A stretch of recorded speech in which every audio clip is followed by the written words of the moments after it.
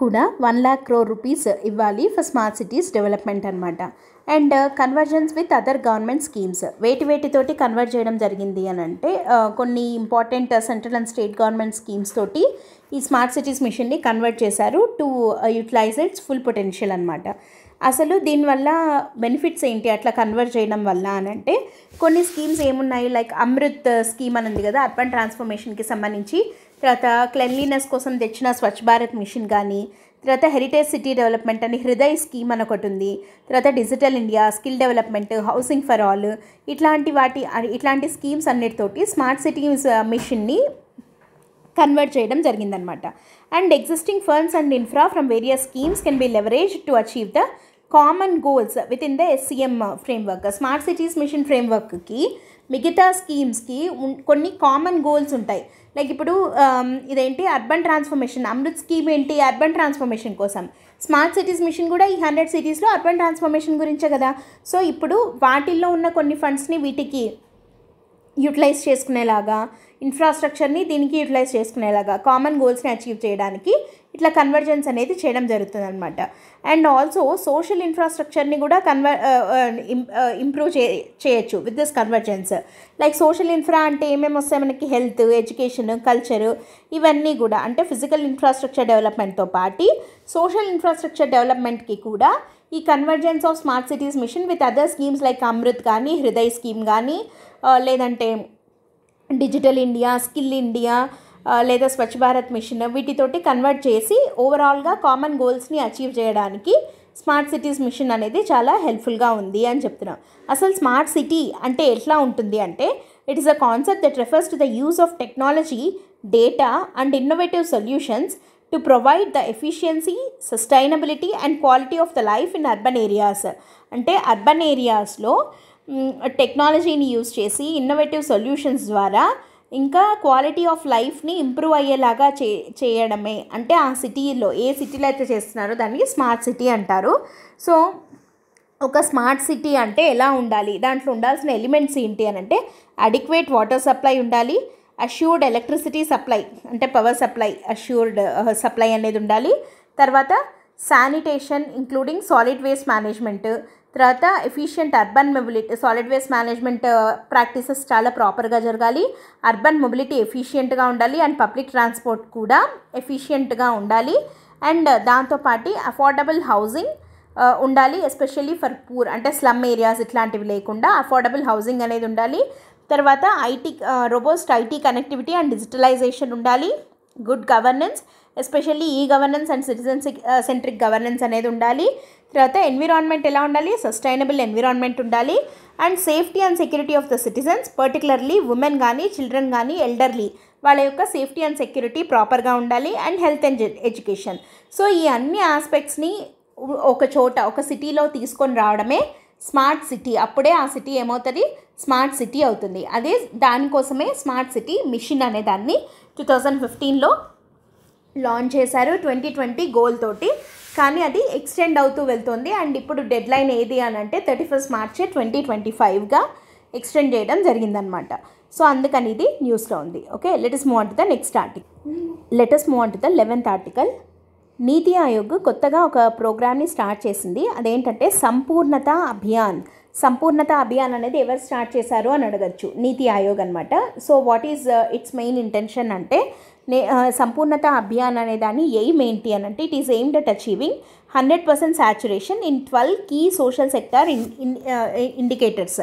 అంటే 12 ఇండికేటర్స్లో సాచురేషన్ అంటే 100% సాచురేషన్ని 100% లెవెల్ని అచీవ్ చేయాలి అనే ఎయిమ్ తోటి సంపూర్ణత అంటే ఏంటి, కంప్లీట్నెస్ కదా. సో 100% అచీవ్ చేయాలి అని ఈ సంపూర్ణత అభియాన్ అనే దాన్ని నీతి ఆయోగ్ స్టార్ట్ చేసిందనమాట.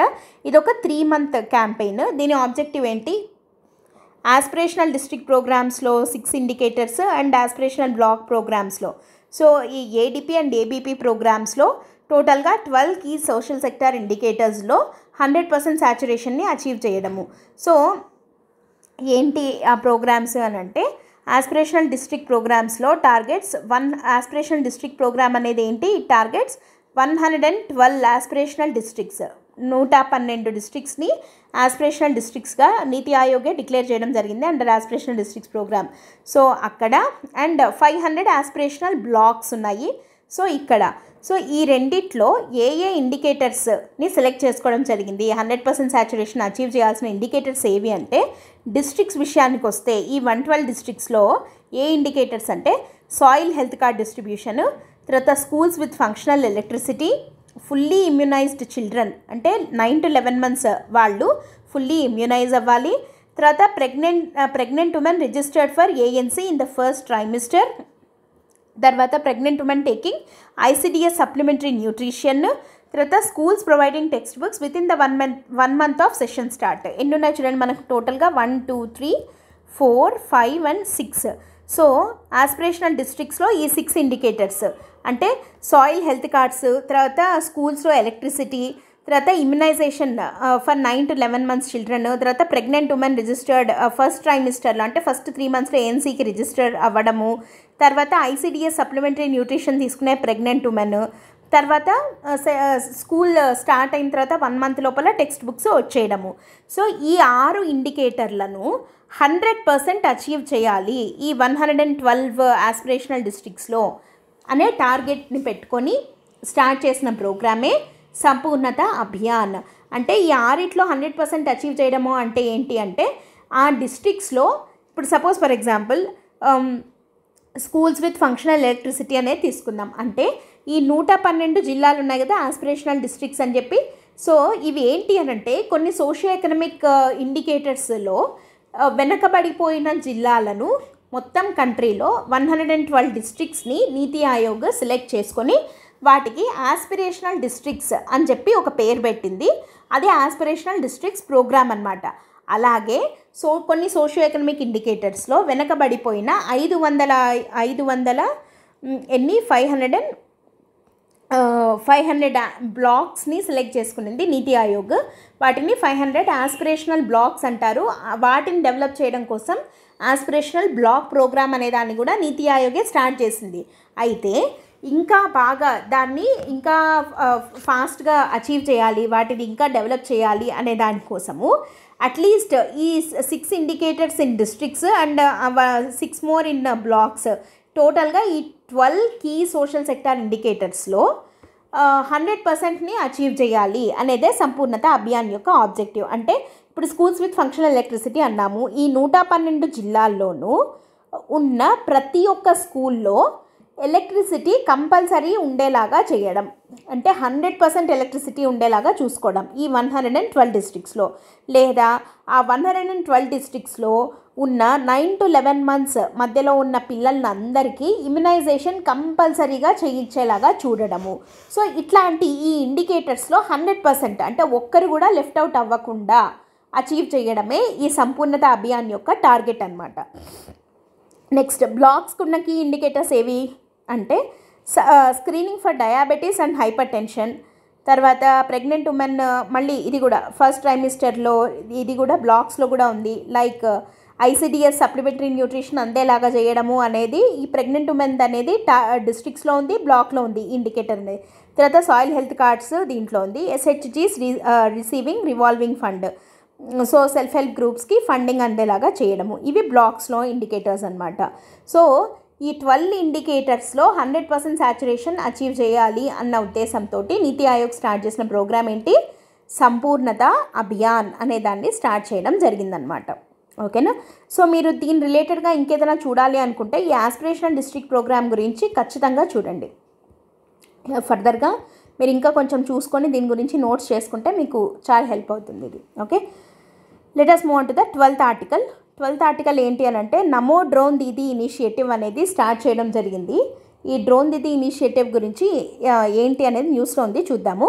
Recently union minister of commerce and industry Piyush Goyal stated the development of drone ecosystem and the deployment of drones in villages across the nation aligned with Namo Drone Didi initiative which aims to empower women in the agriculture sector.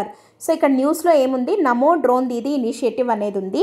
ఇది దేని గురించి అని అంటే agriculture సెక్టార్లో ఉన్న ఉమెన్ని empower చేయడం కోసం నమో drone Didi initiative అనేది తీసుకొని రావడం జరిగింది. అసలు ఏంటిది అనేది చూద్దాం. నమో drone Didi is a scheme Namo Drone Didi scheme is a government initiative to modernize the Indian agriculture through drone technology. అగ్రికల్చర్లో డ్రోన్ టెక్నాలజీ యొక్క అప్లికేషన్స్ని యూజ్ చేయడం, అగ్రికల్చర్ని మోడర్నైజ్ చేయడానికి డ్రోన్స్ ఎలా హెల్ప్ అవుతాయి అనే దాని గురించే డ్రోన్ దీది ఇనిషియేటివ్ అనమాట. So to modernise agriculture, improve the crop yields, reduce the labour cost while empowering the rural women through new skills and job opportunities in drone technology.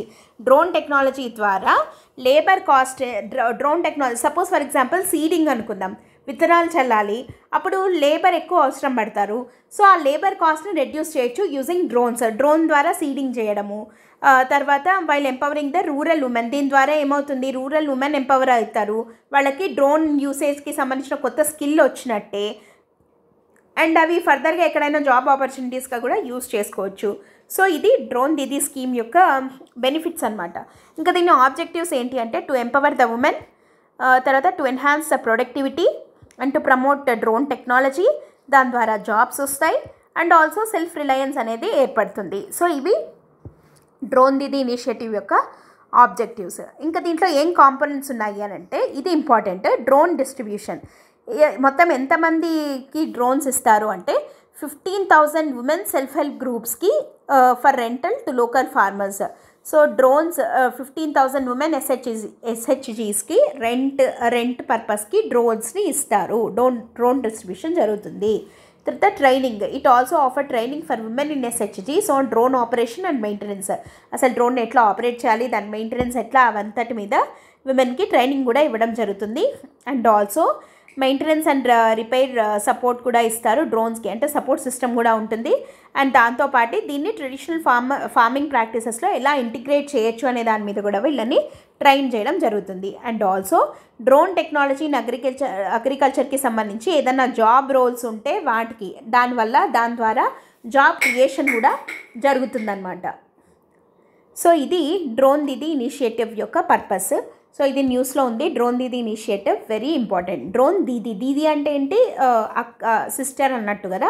So విమెన్ని, అగ్రికల్చర్లో ఉన్న విమెన్ని empower చేయడానికి ఈ drone Didi ఇనిషియేటివ్ని తీసుకొని రావడం జరిగింది. Let us move on to the 13th article.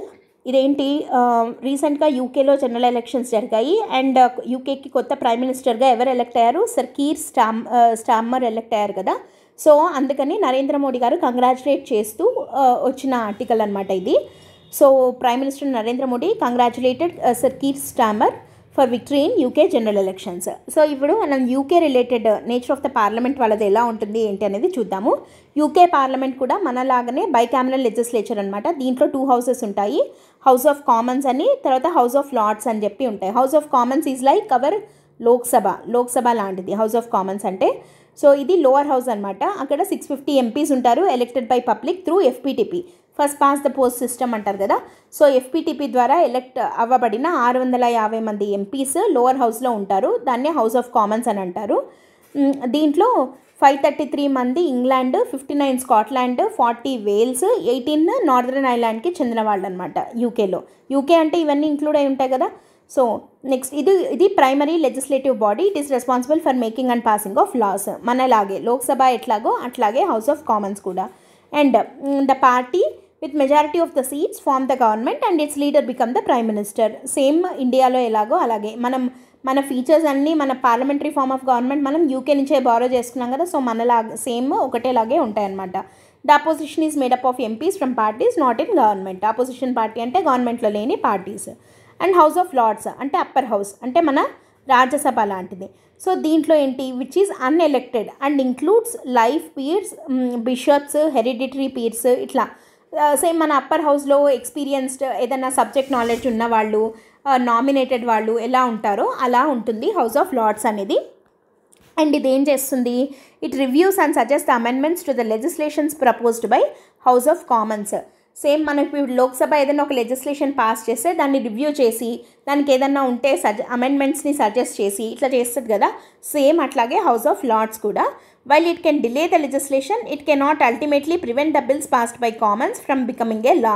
కానీ మన కంపారేటివ్గా చూస్తే house of Lord's కన్నా రాజ్యసభకే కొంచెం పవర్స్ ఎక్కువ ఉన్నాయని చెప్పచ్చు. బికాస్ అట్లీస్ట్ రాజ్యసభ కొన్ని బిల్స్నన్నా ఆపగలదు కదా. ఆర్డినరీ బిల్స్లో కానీ అట్లాంటప్పుడు ఈక్వల్ పవర్స్ని ఎంజాయ్ చేస్తుంది with Lok Sabha.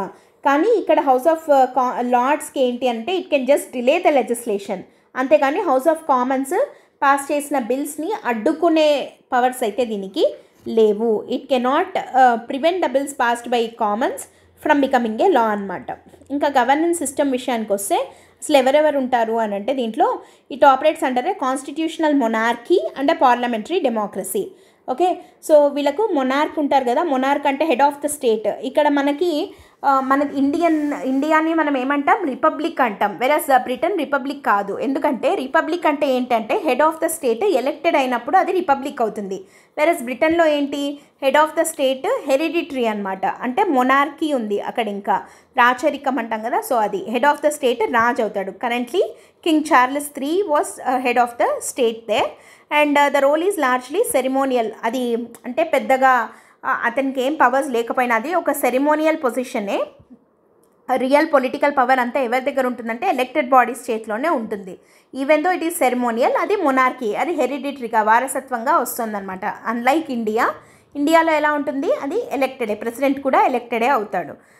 Next prime minister అంటే ఎవరు, head of the government and leader of the majority party in House of Commons అనమాట. He is appointed by the monarch appoint చేస్తారు అండ్ ఈజ్ రెస్పాన్సిబుల్. అంటే అపాయింట్ చేయడము అని అంటే తనకి ఇష్టం వచ్చిన వాళ్ళని కాదు, ఎవరైతే head of the leader of the majority party ఎవరైతే ఎలక్ట్ అయిన ఎలక్షన్స్లో ఉంటారో వాళ్ళని మొనార్క్ జస్ట్ అపాయింట్ చేస్తాడు. సేమ్ ఇక్కడ మనకు అంతే కదా. సో ఎవరైతే లీడర్ ఆఫ్ ద మెజారిటీ పార్టీయో వాళ్ళని ప్రైమ్ మినిస్టర్గా ప్రెసిడెంట్ అపాయింట్ చేస్తాడు. అంటే ప్రెసిడెంట్ ఇష్టం వచ్చిన వాళ్ళని అని కాదు కదా, సేమ్ ఇక్కడ కూడా అలాగే.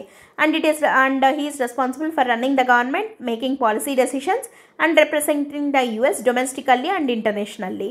సో నెక్స్ట్ క్యాబినెట్ ఎలా ఉంటుంది, సీనియర్ గవర్నమెంట్ మినిస్టర్స్ ఉంటారు chosen by the prime minister. And ministers ఎట్లా ఉంటారు అంటే గవర్నమెంట్ డిపార్ట్మెంట్స్కి హెడ్గా ఉంటారు అండ్ వీళ్ళు గవర్నమెంట్ పాలసీని ఇంప్లిమెంట్ చేస్తూ ఉంటారనమాట. సో ఒక మొనార్క్ ఉంటారు, ఒక కాన్స్టిట్యూషనల్ మొనార్క్ ఉంటారు, అతని కింద ఎలక్టెడ్ గవర్నమెంట్ ఉంటుంది. Elected government is headed by ఎవరు అని అంటే ప్రైమ్ మినిస్టర్ ఉంటాడు, అండ్ ప్రైమ్ మినిస్టర్ని అసెస్ చేయడానికి క్యాబినెట్ కూడా ఉంటుంది. ఇది UK యొక్క పార్లమెంటరీ సిస్టమ్ అనమాట. అండ్ ఆ UKకి రీసెంట్గా జరిగిన ఎలక్షన్స్, July 4th జరిగిన ఎలక్షన్స్లో రిషి సునాక్, మన ఇండియన్ ఆరిజిన్ కదా ఆయన, సో రిషి సునాక్ని డిఫీట్ చేసి సర్ కీర్ స్టార్మర్ అనే ఆయన UKకి కొత్తగా ప్రైమ్ మినిస్టర్గా ఎలక్ట్ అవ్వడం జరిగింది. అందుకని నరేంద్ర మోడీ గారు ఆయనను కంగ్రాచులేట్ చేస్తూ పెట్టిన ఆర్టికల్లో ఇది మనకి PIBలో వచ్చిందనమాట. So this is the 13th article. And 14th article is very very important article related to environment. ఏంటది అని అంటే the fauna of India checklist portal అని చెప్పి, ఇది ఒక కాంప్రహెన్సివ్ ఒక డేటా పోర్టల్ అనమాట. దేనికి సంబంధించింది అని అంటే ఇండియాలో ఉన్న ఫానల్ స్పీసీస్ గురించి. ఫానా అంటే ఏంటి, ఫ్లోరా అండ్ ఫానా అంటాం కదా. ఫ్లోరా అంటే ప్లాంట్ స్పీసీస్, ఫానా అంటే యానిమల్ స్పీసీస్. సో ఇండియాలో ఉన్న మొత్తం యానిమల్ స్పీసీస్ అంతటి గురించి ఒక కాంప్రహెన్సివ్ డేటా పోర్టల్, ఒక డాక్యుమెంట్ అనమాట. ఇది ఫానా ఆఫ్ ఇండియా అని చెప్పి. అండ్ ఇది ఇంపార్టెంట్ ఏంటి అని అంటే India has become the first country in the world to prepare a checklist of its entire fauna covering 1,04,561 species. ఎన్ని స్పీసీస్ ఉన్నాయి మొత్తం ఇండియాలో అంటే 1,04,561 స్పీసీస్ ఆఫ్ ఫానా, అంటే అన్ని యానిమల్ స్పీసీస్ ఉన్నాయి. అండ్ అది వీటినన్నిటినీ రికార్డ్ చేసి అంటే ఒక డాక్యుమెంట్గా ప్రిపేర్ చేసిన first country in the world ఎవరు అంటే ఇండియానే అనమాట.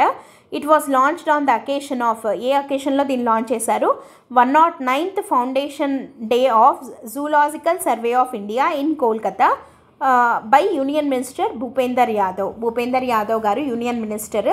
ఈయన జూలాజికల్ సర్వే ఆఫ్ ఇండియా పెట్టి 109th ఫౌండేషన్ డే అవ్వడంతో కోల్కతాలో ఉంది ఇది ZSI అనేది.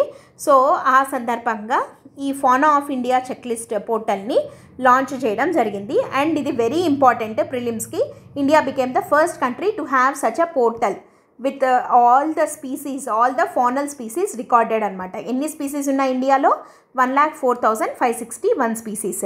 సో మనం బయోడైవర్సిటీ కన్జర్వేషన్లో మనం ఛాంపియన్. అండ్ రీసెంట్గా ఇంకొక ఇనిషియేటివ్ కూడా స్టార్ట్ చేసింది, దాని గురించి ఇక్కడ చెప్పుకుంటున్నాము.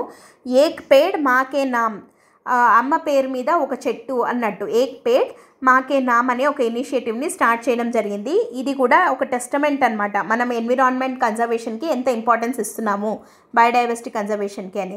దాంతోపాటు ఇంటర్నేషనల్ బిగ్ క్యాట్ అలయన్స్ కానీ, తర్వాత చీతా రీలొకేషన్ కానీ, ఇవన్నీ మన కన్జర్వేషన్ ఎఫర్ట్స్లో భాగంగా మనం రాయొచ్చు. నేషనల్ ఇనిషియేటివ్స్ ఏమున్నాయి అని అంటే. సరే, అయితే ఇప్పుడు బర్డ్ స్పీసీస్ ఇన్ ఇండియా దీని విషయానికి వస్తే, అంటే ఈ పోర్టల్ ప్రకారము టోటల్గా 1358 బర్డ్ స్పీసీస్ ఉన్నాయి ఇండియాలో. దాంట్లో 79 ఎండమిక్వి. ఎండమిక్ అంటే ఏంటి? ఓన్లీ ఇండియాలో మాత్రమే ఉండే స్పీసీస్ 79 అనమాట. అంటే ఇంక ఈ బర్డ్స్ ఇండియాలో తప్ప ప్రపంచంలో ఎక్కడా ఉండవు. అట్లాంటి వాటిని ఎండమిక్ అని అంటాం కదా. సో అట్లాంటి స్పీసీస్, బర్డ్ స్పీసీస్ ఇండియాలో ఎన్ని ఉన్నాయి? 79 బర్డ్ స్పీసీస్ ఉన్నాయి. And the Western Ghats biogeographic zone has the highest number of these species at 28, with Andaman and Nicobar being the next most important area for endemism. So అట్లాంటి bird స్పీసీస్ని host చేసే area ఎక్కువగా ఏది అని అంటే western Ghats బయోజియోగ్రఫిక్ zone. ఈ 79లో 28 bird species ఒక western ఘాట్స్లోనే ఉన్నాయి. ఆ తర్వాత ఎక్కువగా హోస్ట్ చేస్తున్నది అండమాన్ అండ్ నికోబార్ అనమాట. సో ఇప్పుడు list of the states and number of species ఒకసారి చూద్దాము. టోటల్ మెమేలియన్ స్పీసీస్ ఇన్ ఇండియా, టోటల్గా మెమ్మల్ స్పీసీస్ ఎన్ని ఉన్నాయి ఇండియాలో అంటే 455 ఉన్నాయి. వాటిల్లో హైయెస్ట్ మెమేలియన్ డైవర్సిటీ ఉన్నవి ఆర్డర్లో చూస్తే మేఘాలయ టాప్ మోస్ట్లో ఉంది. ఇవి ఇన్ని గుర్తుపెట్టుకోవాల్సిన అక్కర్లేదు, బట్ టాప్వి గుర్తుపెట్టుకుంటే చాలు.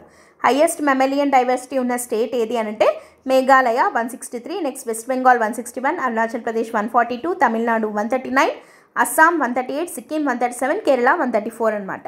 ఇది స్టేట్స్ విషయంలో హైయెస్ట్ మెమేలియన్ డైవర్సిటీ ఉన్నది మేఘాలయలో. ఇది ఒక్కటి important. Next UTs with highest mammalian diversity ఏది అని అంటే అండమాన్ అండ్ నికోబారే. 68 మెమల్ స్పీసీస్ ఉన్నాయన్నమాట అండమాన్ అండ్ నికోబార్లో. నెక్స్ట్ ఫాలోడ్ బై లడాక్ 59 ఉన్నాయి, ఢిల్లీ 38 ఉన్నాయి. సో ఇన్ని స్పీసీస్ ఉన్నాయన్నమాట. అండమాన్ అండ్ నికోబార్లో 68 మ్యామల్ స్పీసీస్ ఉన్నాయి.